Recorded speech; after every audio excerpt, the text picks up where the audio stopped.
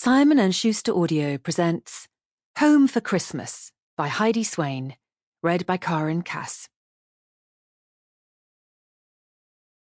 Chapter 1.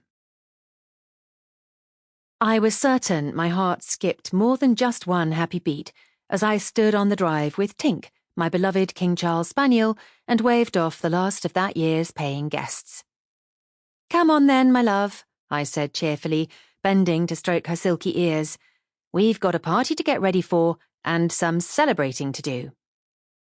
My best friend Jeannie, who a few months before had returned to Wynbridge, ostensibly to help her aunt and uncle run the Mermaid pub, but really nursing a broken heart, had spent weeks organising a Halloween party, and I, being more adept with a sewing machine than both her and our other friend, Holly, was in charge of costumes.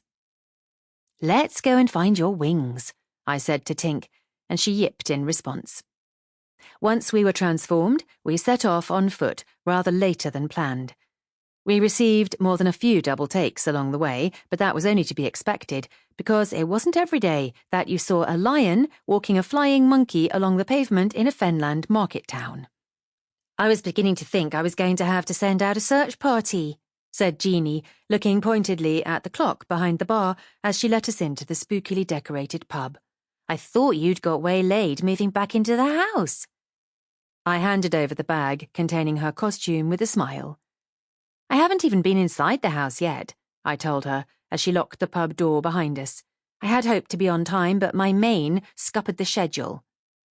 I had triumphantly teased my thick blonde curls into an unruly lion's mane, but it had taken more product than I'd ordinarily use in an entire year to achieve the wild result.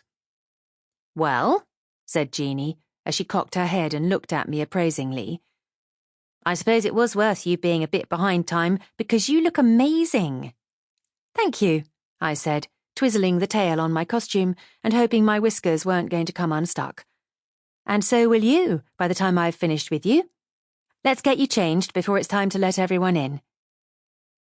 As Jeannie was working behind the bar that evening, as well as hosting the party, I'd had to adapt her costume so that she could move freely. The silver lurex catsuit was a somewhat slinky take on the Tin Man, but it achieved the overall impact we'd been hoping for and gave her the ability to walk without the necessity of an oil can.